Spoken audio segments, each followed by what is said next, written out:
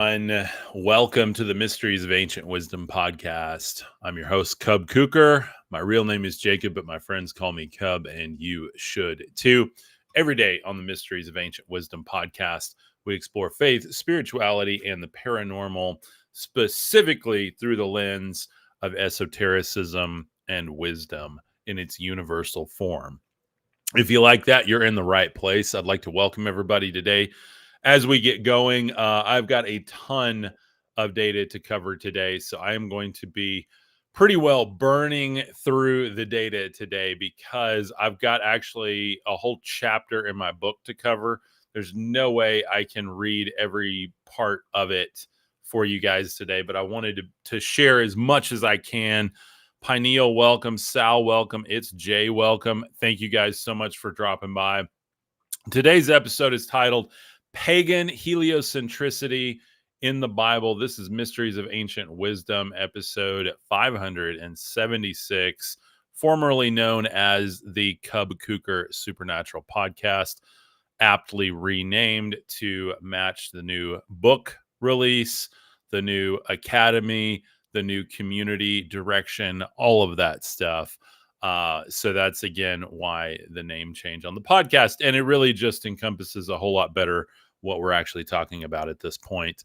After 500 plus episodes, obviously, everything we talk about on the podcast here has evolved. And I think it's grown up quite a bit, honestly. I think the understanding has grown up, the evolution of it, the ability to digest deeper information.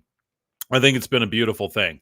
This is a non-religious podcast, so if you want to debate religion, go do that on someone else's time, not mine. This is for open-minded thinkers, people that love wisdom, love God, and love discovering more about themselves. That is literally what we talk about here every single day. So if you're into that, you're in the right place, my friend. So, without further ado, let's jump into it. JKL, welcome. King's Legacy, welcome. Patrick Jones, welcome. Thank you guys for being here. Hutch and Nazado, SWA, Mechana, Priscilla, Nats Ford, Big Eddie C. What's going on, guys? Thank you, guys. A lot of people in the house today. Thought I'd go live a little bit earlier than normal. Today, we're going to talk about the wandering lights. Specifically, we're going to peel back the layers of scripture to uncover how the great gods and planetary archetypes are hidden within the Bible.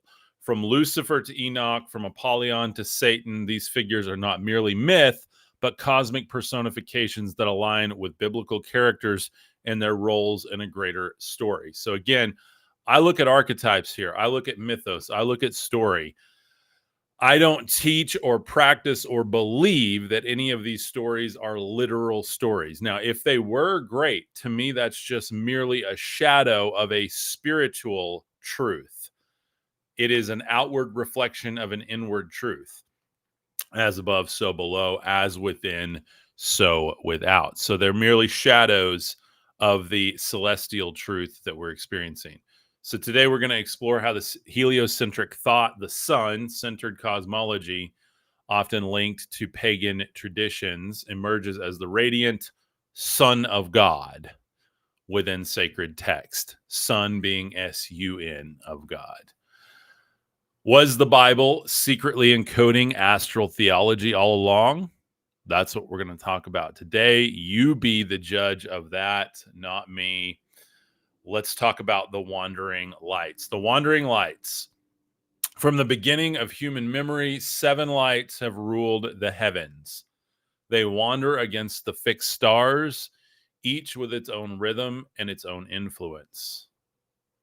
Now, when I talk about the 7 wandering lights, we know that there are more planets in our solar system now than ancient people thought. However, ancient people could observe with their eyes 7 core wandering lights. And that's what we're getting into today. And so those lights are the sun, the moon, the morning star or Venus, Saturn, Mars, Mercury, and so on. And that's exactly what we're going to get into today. And we're going to look at what those archetypes are and where they are literally in the Bible. This is mind-blowing information. The next time you're debating with someone and they're telling you that you need to just read the Bible, you can literally take this information and go to them and go, hey, check it out. Enoch is this, and God Most High is this, and Yahweh is this. And you can then expound upon that. Now, I'm not going to be talking about the I am today. When I talk about heliocentric pagan theology in the Bible, I'm not talking about the I am. We're going to get into the I am probably tomorrow on tomorrow's episode, just to well round this.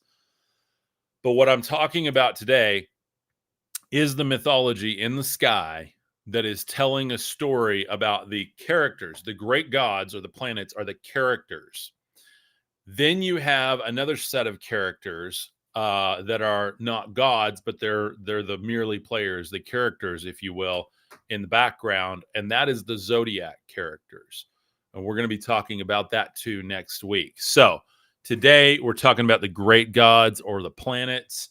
Tomorrow we'll talk about the I am, and then next week we're going to talk about the Zodiac or the merely players, the characters that are woven into the background, that these great gods will rest in those signs or in those characters and play out that scene with that energy. Okay. I am not an astrologer, by the way. So if you're here for like an astrological reading, that's not what I do. I actually don't even use it that way. I use it to understand esoteric elements of every story ever told and understand a truth within me that is being reflected in the world outside. That's how I choose to use it. So, Angelus is great help past couple of days. Thanks. You bet, my friend. Absolutely. Melvin says, so do you believe in a flat earth? I'm not here to debate or even comment on the shape of the earth. You believe whatever you want to believe about it. You can believe it's a giant egg if you want.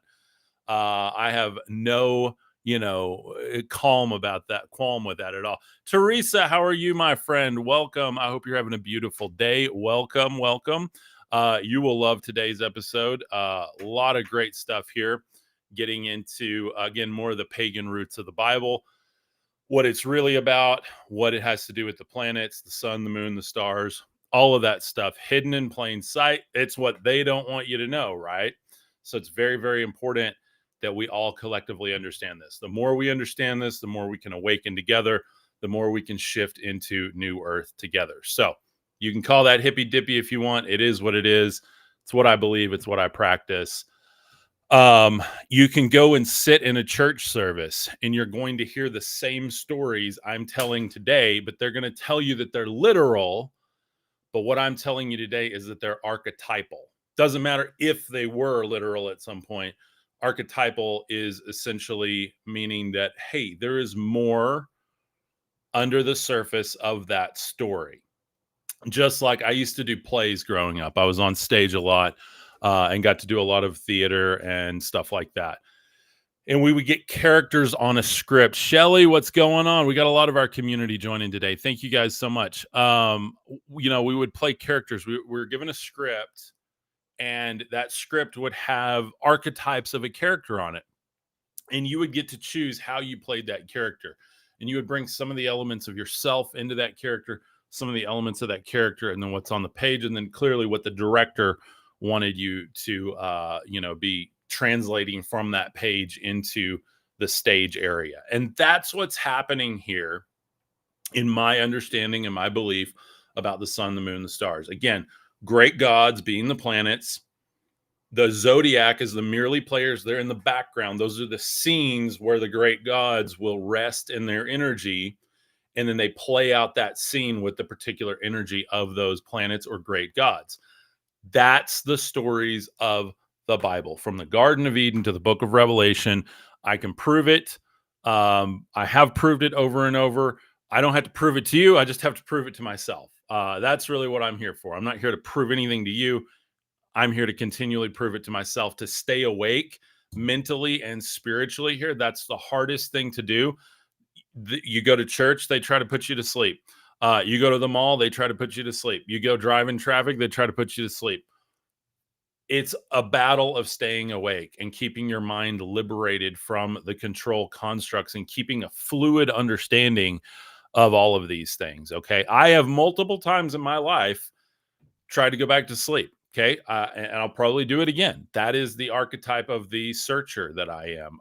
The the scribe taking information and sharing that information. And I'm always going to keep searching under every rock that I can to continue to share information. That is my plight in life.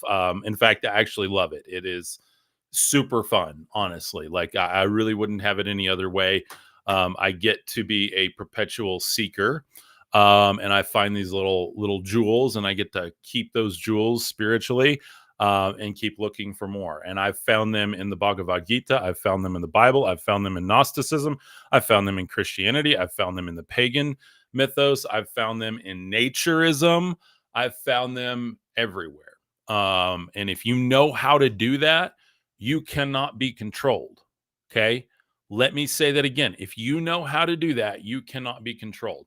That is one of my biggest battles, is keeping myself sovereign, keeping myself on the straight and narrow, which doesn't have anything to do with being a good person. It has everything to do with staying awake, staying in love with yourself and the world around you, and honoring and respecting all of these different paths and traditions.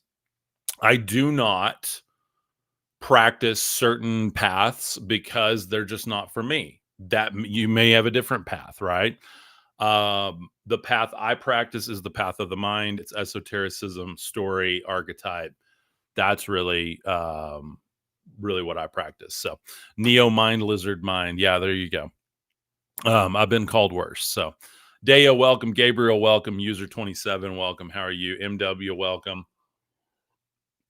Juju Beans, welcome. Christina, welcome. TW, welcome. Extreme Joe, cool. What's going on? How are you, my friend? Mandy, what's going on? Joshua says Omist. Yeah, absolutely. Again, I don't even claim a title. I don't claim Christian or Omist or Hindu or Buddhist or any of that stuff. What I claim is I know that I'm a spirit. I know that this is not the true self here. And yeah, you can call that Omist, but I have some other beliefs that are very, very much outside what an Omist would be called. So a lot of people call me Gnostic. A lot of people call me a Christian mystic. A lot of people call me a fool. You can call me whatever you want. So, and again, it doesn't matter what I identify as, it matters what you know yourself to be. And I think what you know yourself to be is way bigger than what you identify as. We have a huge push in society now to identify as a certain whatever, including here, in the comments all the time. And I think it's actually really important, rather than trying to identify as a thing, to just become that thing. Because when you become that thing, you don't have to say you're that thing. You just are that thing, and you're comfortable and confident in that thing. And that's one of the things I've been pushed to my whole life. I've been pushed into corners by myself, by people. Ultimately, it is by myself, right? It's all a reflection. So Haley says a truth seeker. Yes, absolutely. MW says, I call this programming. Yeah, absolutely. Because we're all being programmed, by the way. You drive out in public and you're getting programmed. You see billboards, you're getting programmed. You go to church, you're getting programmed, right? You watch TV, you're watching them tell a vision to you. When you speak, you're speaking a spell, right? When you learn to write, you're learning spelling. Okay. It's all magic. It's all spells. You are doing magic whether or not you want to. Okay. I've said that for a very long time here.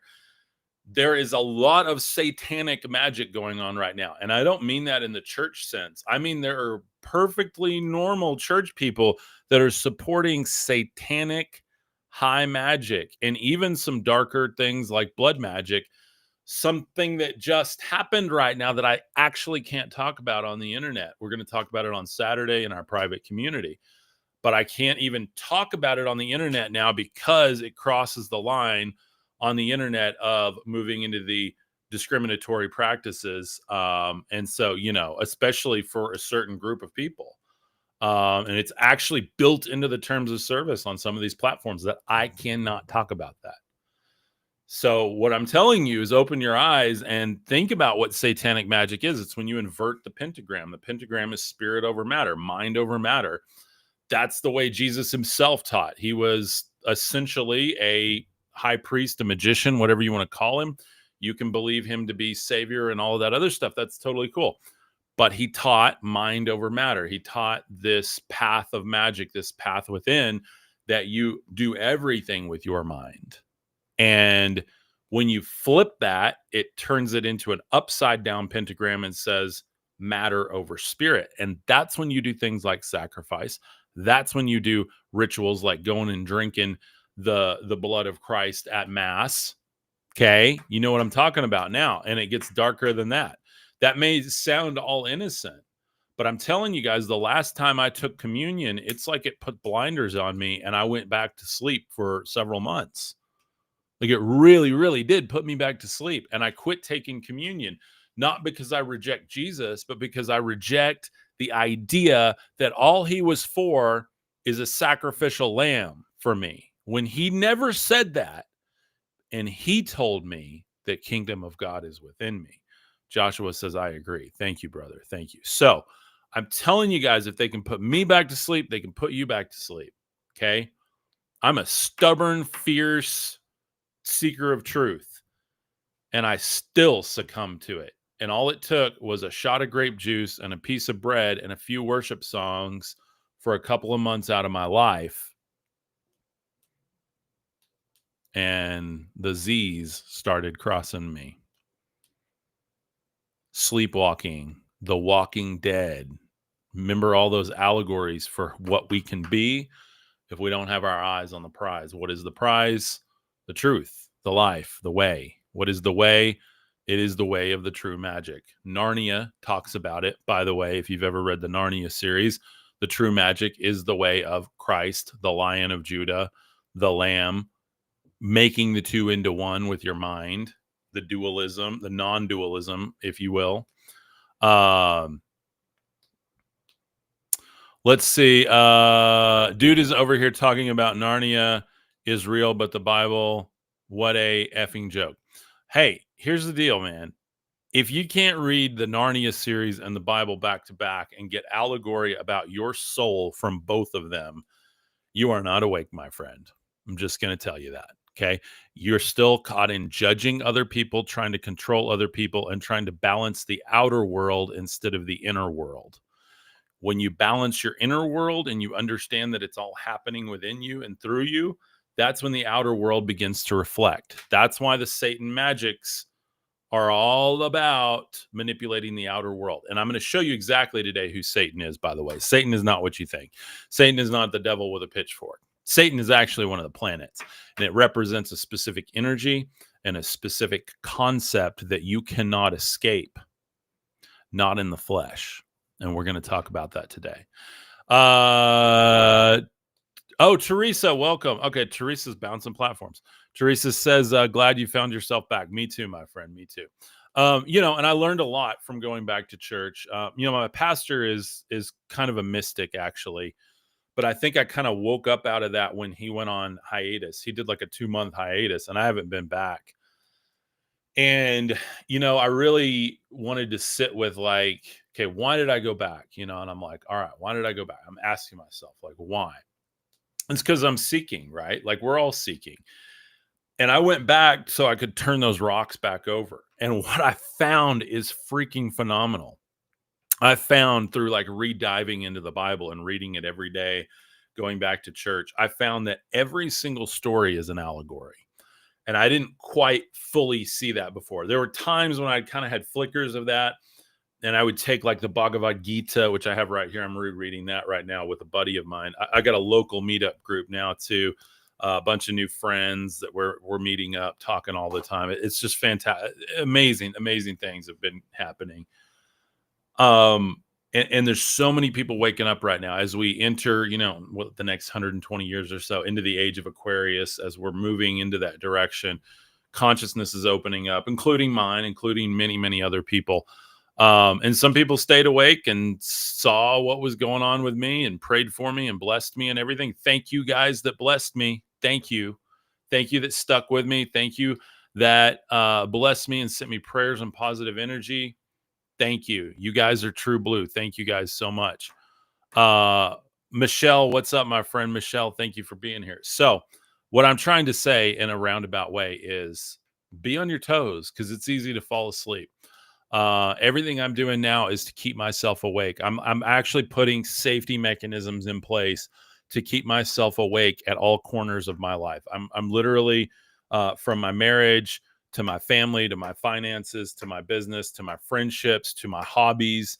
Everywhere I'm putting a barrier of truth to keep me in the way of truth so that I don't fall back asleep. And that is something I think everybody needs to do, honestly. So we're going to get into the planets today and really talk about that. And you never lost me, by the way. You never lost me. Even as I'm sitting in church, I was digging because I have a lot of people asking me about, well, should I go to church? Should I read the Bible? Should I? So by digging in, what I was trying to finish with that thought, by digging into that, I came out with all of these spiritual nuggets, all of these beautiful jewels out of the Bible, and re-understood them in a brand new way. Because as I'm sitting in church, I'm hearing and I'm thinking about the literal interpretation of all of this, and I'm checking what will that do here in my heart? What does that do inside me? And as I took things literally, it started to make me really depressed, and it started to make me really angry, and it started to make me really ignorant of the true way. And so I was like, what if Anna says, blessings be true blue. Amen, my friend. Thank you. Thank you. I really wrestled with, is this stuff literal? If I don't believe in a literal Jesus, am I really going to burn in hell? And that was, some of the sermons I heard, right? And I started to understand, and I asked God again, the universe, the universal consciousness again, show me truth, show me truth. Don't let me get lost in this stuff. I want to know the truth, even if it's not comfortable. And through all of that, I came out with every single page in the Bible having a beautiful allegory in it. I mean, to the point where I want to cry just talking about it. It's amazing, absolutely amazing. And what the average churchgoer is missing. By the way, I don't dog on church here. That's not my point. I've got a lot of friends that are pastors, and I love them, love them, love them. I respect them. I think they're doing good work. I hope and pray that they fully wake up too. And unfortunately, to fully wake up means walking away from those institutions, in my experience.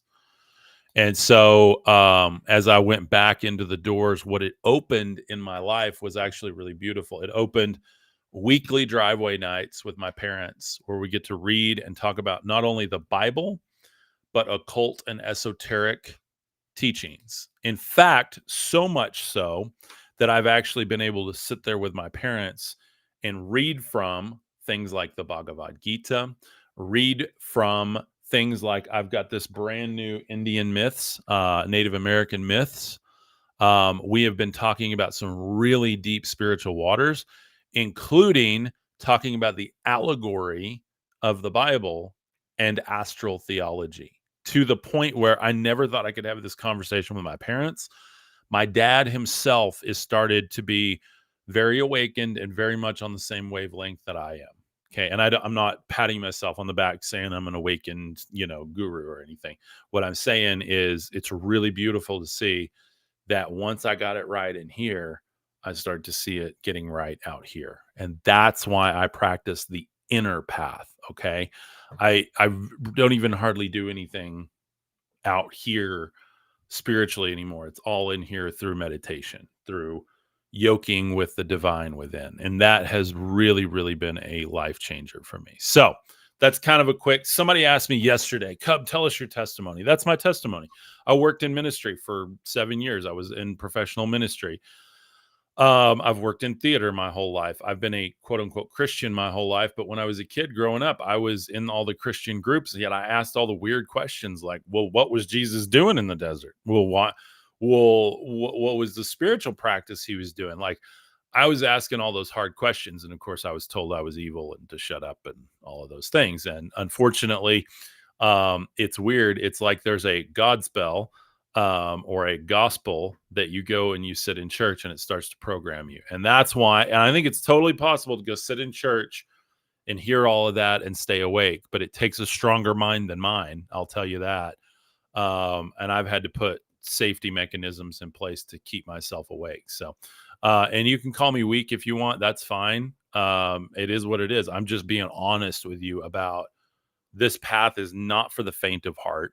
And again, if they can put me to sleep, they can put you to sleep. Okay. Because I'm a really stubborn truth seeker. I've rejected a lot of things in my life and moved into my own place of understanding with them.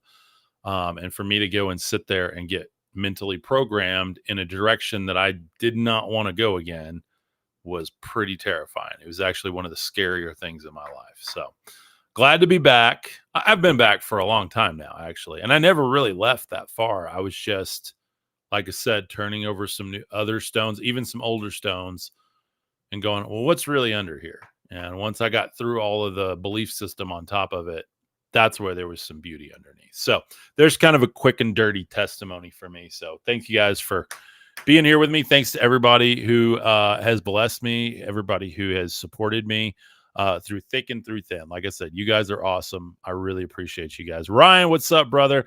Narrow is the path, small is the gate. Amen, my friend. Amen. And so, do I know about flame bearers? Yes, absolutely. Many people are flame bearers. In fact, if you've contacted God within you, you're a flame bearer. Seeking truth is not leaving truth. Thank you, Ryan. Thank you, thank you, thank you. And again, thank you to everyone watching right now that understood that and continued, like I said, to support me, pray for me, and just be there walking hand in hand with me. That's really important. So thank you guys for being a part of this community, being a part of this podcast, and for everything. So I really appreciate it. So we're going to talk about the planets today. I've got 30 minutes, so I'm going to burn through these, and I'm going to drop some heavy wisdom on you right now. So everything I'm sharing right now is from the new book.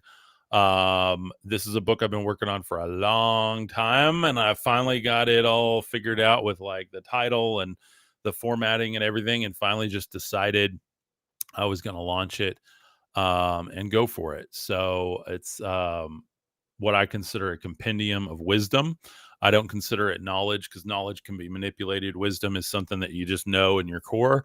And that's where this book is coming from for me. It's stuff that's like within me that I just have to get out, that I want to put in place, that if I had to reincarnate, I could pick up a book and remember where I left off, if that makes sense.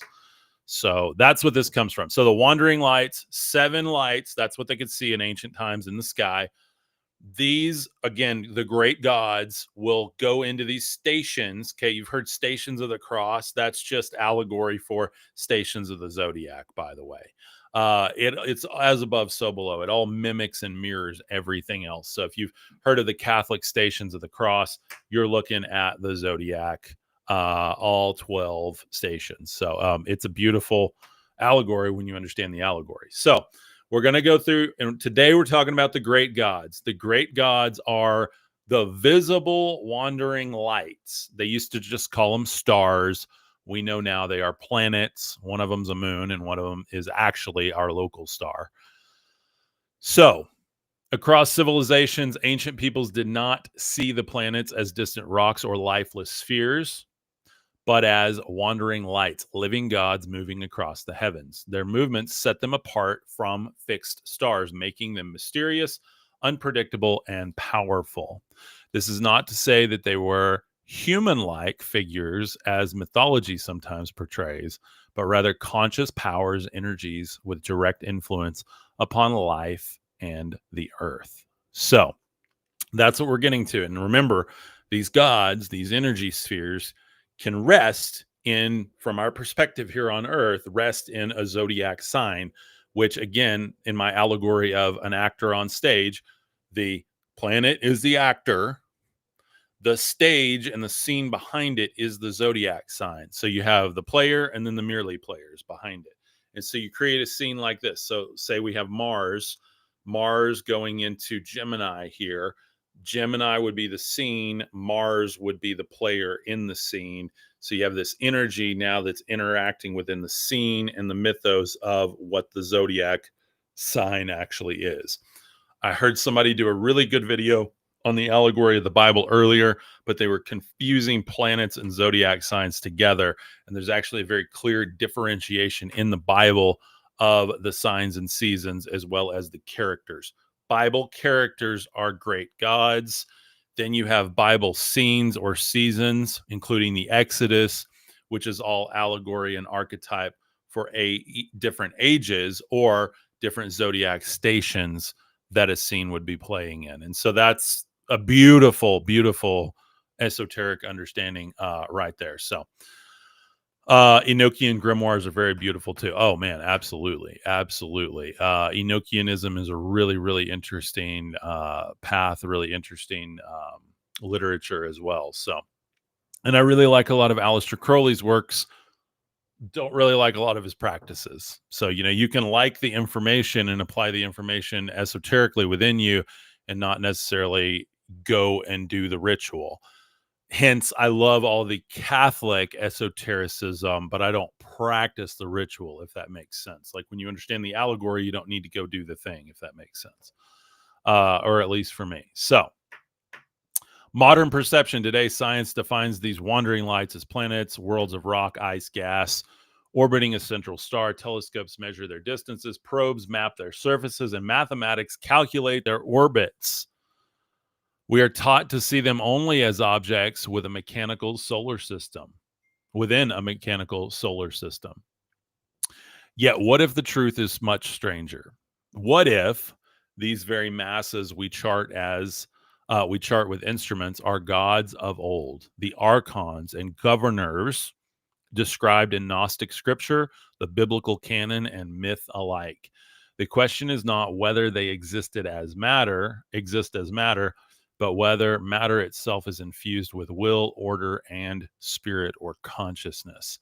And that is where it gets really, really interesting, my friends. And so I'm going to skip a bunch of this part of the book here, and we're going to jump ahead into this chapter and start going through the actual planets here, or the 7 wandering stars, some being planets. So quick wisdom note here, and I've got these wisdom notes all through the book.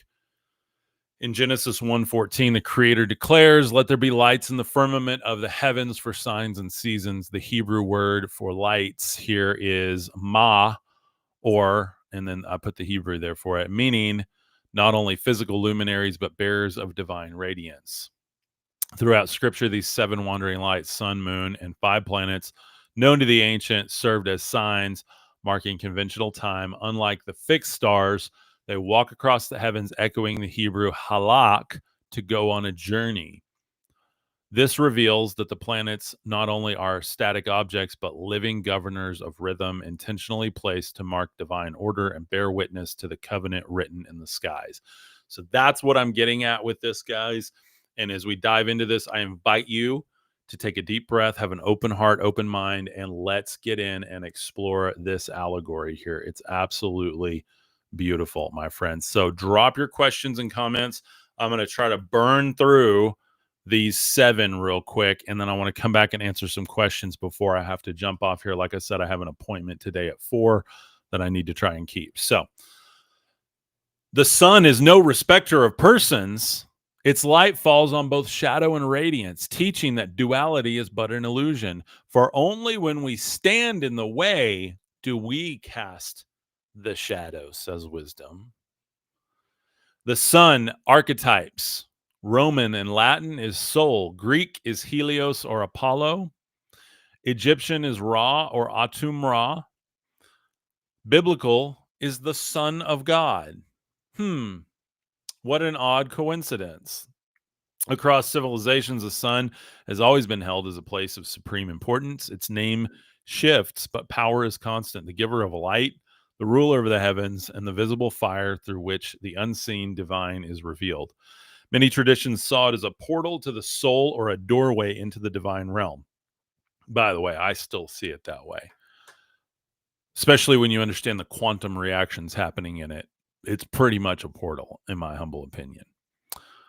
Whether understood as our local star or as a spiritual principle, the sun has always been a source of reverence. In modern spirituality, it is even said to have light codes capable of transmitting the awakening consciousness and upgrading human DNA.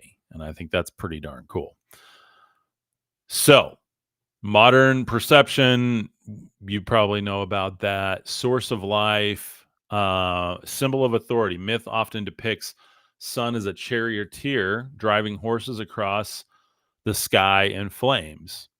This is more than poetry. It's an archetype of rulership, clarity, and authority. The sun reveals, uncovers, and illuminates all things.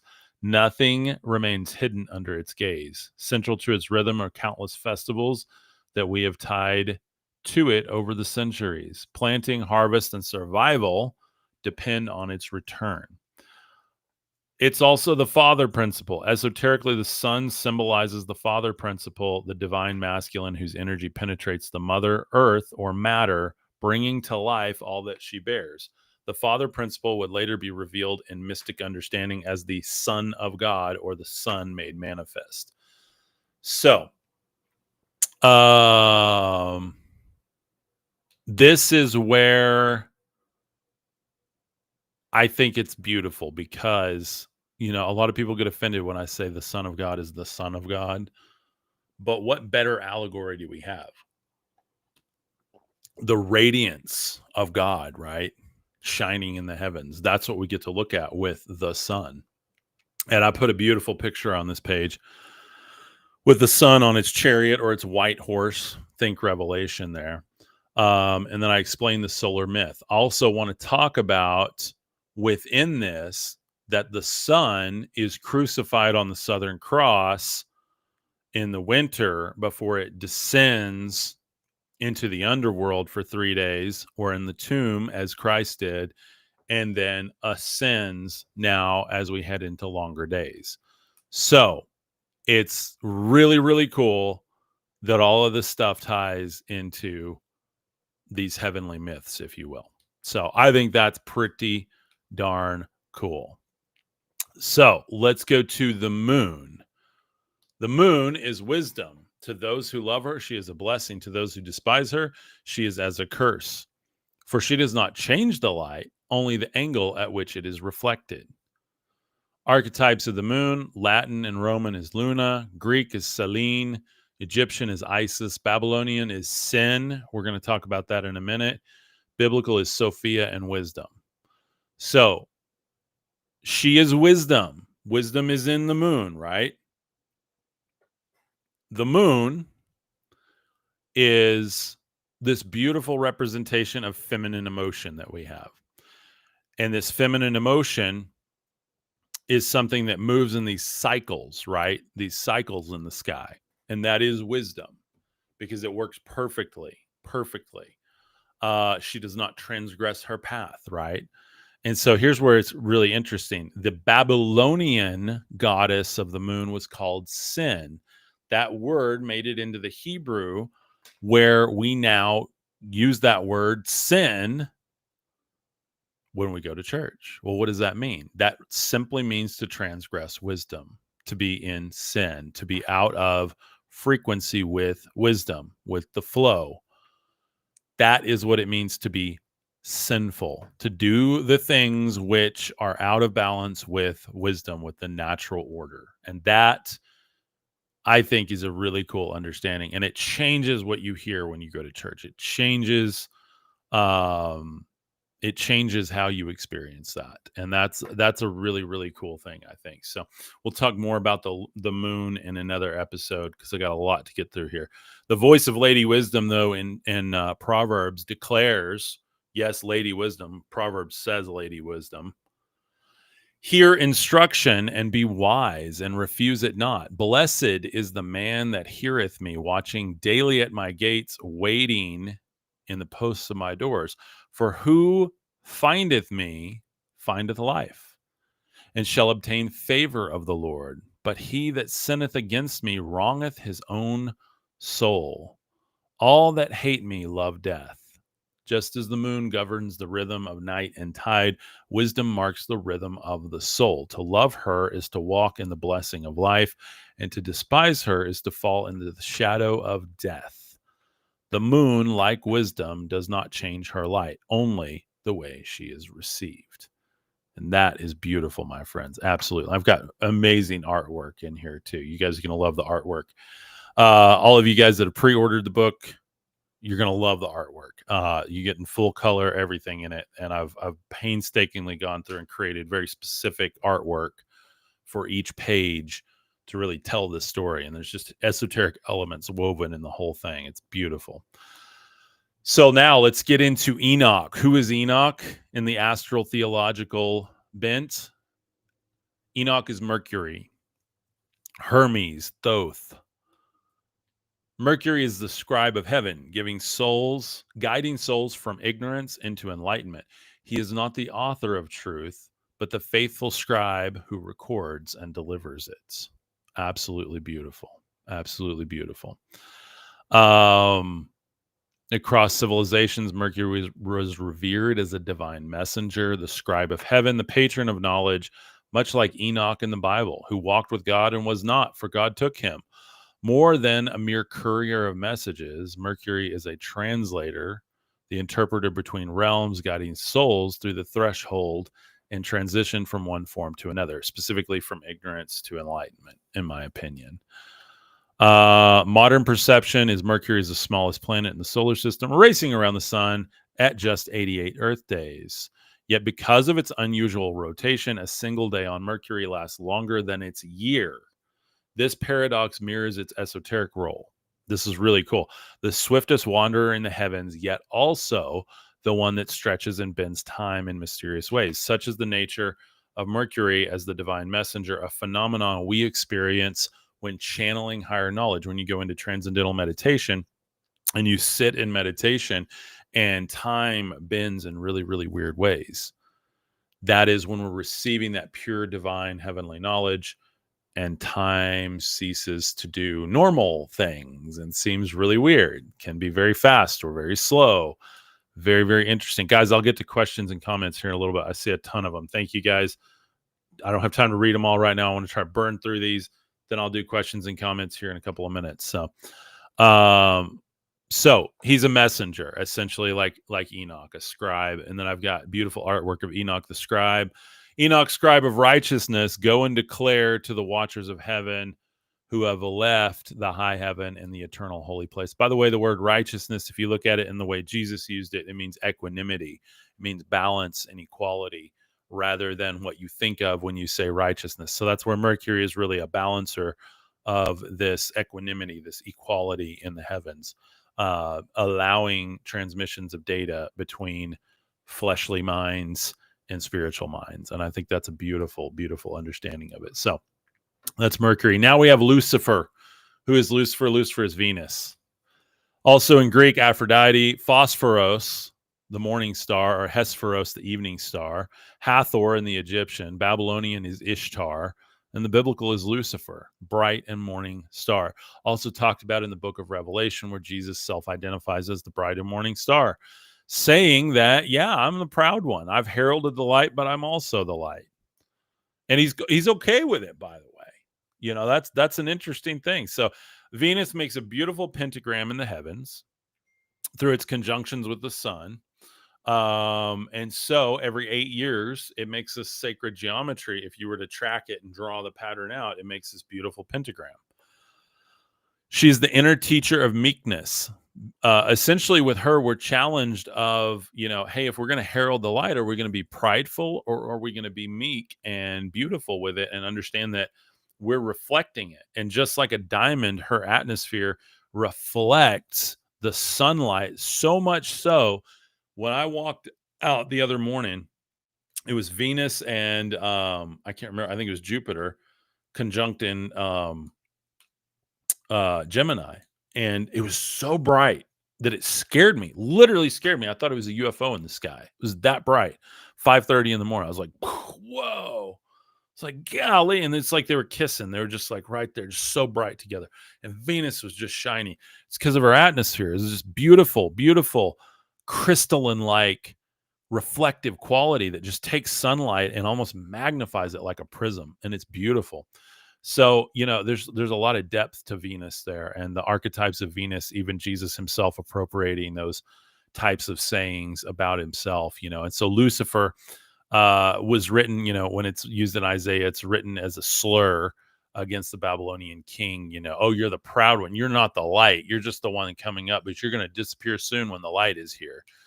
So we got to understand that that wasn't like some godly divine judgment. That was somebody in a penmanship war with someone else, right? Marlene, how are you? Marlene, I hope you're having a beautiful day. Thanks for being here. So anyway, that, it gets very interesting with that. So, and it comes from the Latin Vulgate. Lucifer, light bearer, lux, and fere is actually the root words of that. So Lucifere, lux and fere. So like if you ever go to Vegas, the Luxor means, the light. So this imagery is everywhere. Lucy in the sky with diamonds. A lot of different archetypes of that. Now let's get into, you guys like Book of Revelation like I do. Let's talk about the destroyer Apollyon or Abaddon. Who is this? It's Aries. It's Mars. The planet Mars is the destroyer here. In every age, war has raged on the earth, but this is merely a shadow of the war in the human mind, the battle of light and shadow, forcing the initiate to find the victor within, and that is wisdom. So across civilizations, Mars has long been known as the blood-stained fire star of heaven, blazing red as an omen of war, pestilence, and upheaval, often evoking apocalyptic visions. I think you can see where I'm going with this. In the book of Revelation, he is Apollyon or Abaddon, the destroyer, the one that brings the fiery initiation into the new age as we enter into Aquarius, Aqua Reis, Aquarius of the book of Revelation.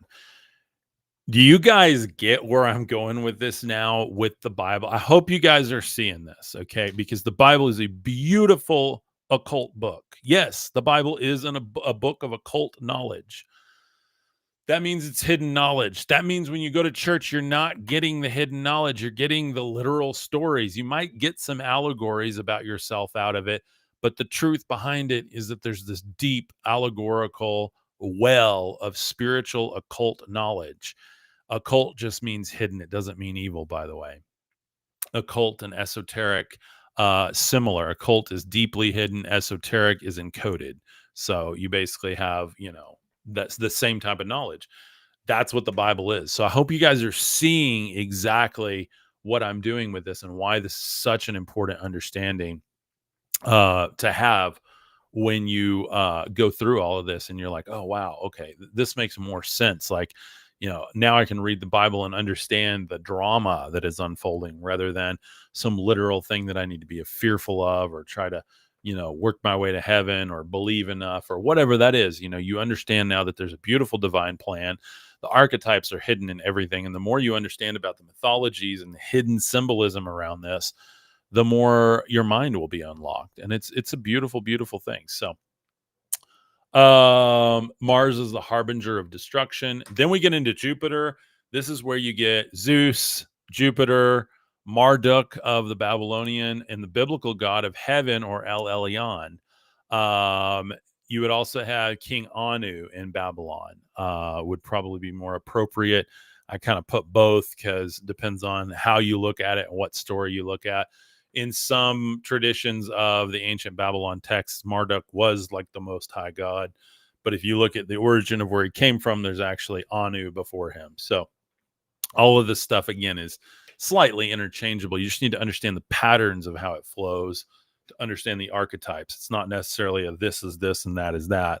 It's like, oh, there's the archetypes. I'm sure people will argue with me about my list today, but the list makes perfect sense to me. It makes perfect sense to how the Bible unfolds. And I think it will really help you guys to take this list, put it in your pocket, and understand the drama of the great gods in the Bible and beyond. So Jupiter's claim that he's the greatest of all gods and none stand before him is the ultimate test of the ego, to realize with power within and take a seat upon the true throne. How will you do this? There is the sovereign's trial that comes from Jupiter here. And again, El Elyon, or God Most High, God of heaven, even the bull of heaven in the Babylonian, it's talking about Anu, King Anu, Jupiter here. And it's all about this, King of heaven. Jupiter is the most massive presence in our solar system. It has essentially the most weight. The throne of heaven, King of kings is what it's also called. King of planets, has the most gravitational pull and essentially the greatest bearing in our solar system on everything because of its gravity and what it's doing. It's an incredible shield as well for the earth. So there's a lot of really cool hidden things going on with Jupiter here. Am I saying Jupiter is God? No, I'm saying that Jupiter is the god of gods when it comes to the little g gods, the heavenly bodies. Again, we're going to talk about the I am tomorrow. The I am being the I will become that what I become, the metaphysical energy, the logos within all things, the life force that flows through all things, that even gives the consciousness to the planets, to the trees, to you and me.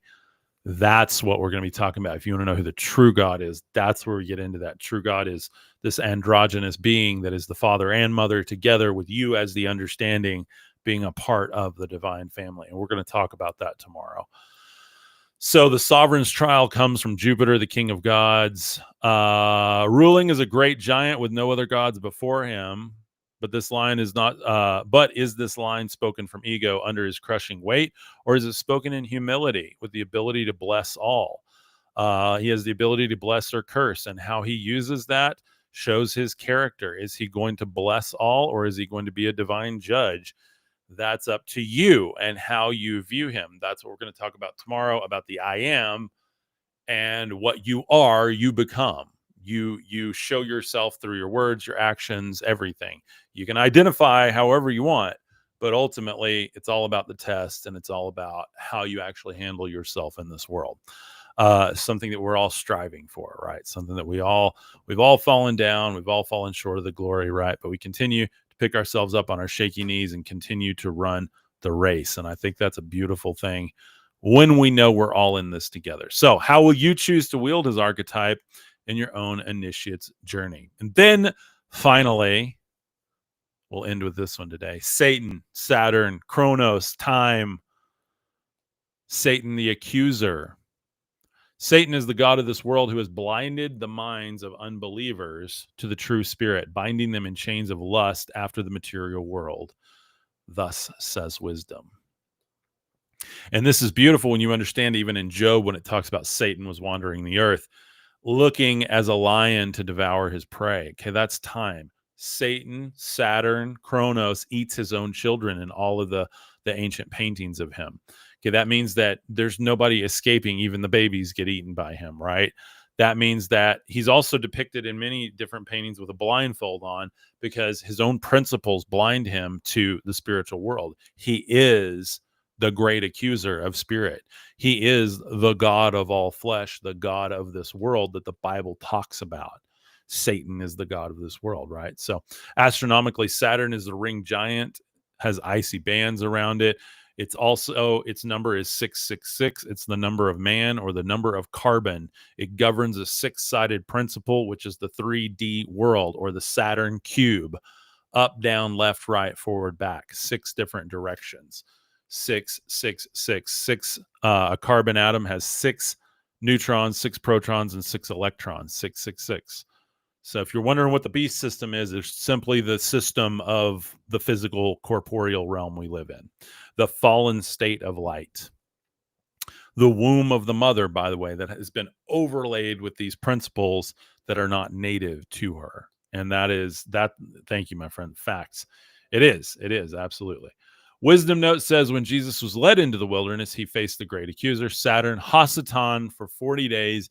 He endured hunger, the lure of power, and the temptation of pride. Yet he overcame, not by bowing to the material world, but by knowing the true God in spirit. Then saith Jesus unto him, Get hence thee, Satan, for it is written, Thou shalt worship the Lord thy God, and him only shalt thou serve. Matthew 4:10. In this victory, he revealed that the kingdom of the world are but illusions of matter, and that the true power is not won by feeding hunger or seizing material lust, but by worshiping the Father who is in spirit and truth, who provides even for the birds of the air as a loving father would. So if that doesn't tell you the difference between Satan and the Father, the great God of the solar system, and the spiritual I am, I don't know what will, my friends.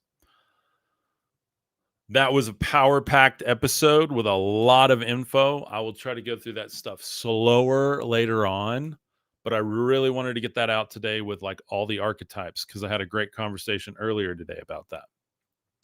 Jack says, Yo, Cub, what's going on? I'm with you. I hear you. I was startled at the beauty as well. Anna says, yeah, talking about Lucy in the sky. Absolutely. Christ, Buddha, all the same state of being, universal love for everything, all infinite as the creator. Amen, my friend. Absolutely. Christ, Krishna, Krishna, Christ. Starting to study on the Bhagavad Gita, like I said, with some friends. So, okay, let me go back to these other questions over here on TikTok.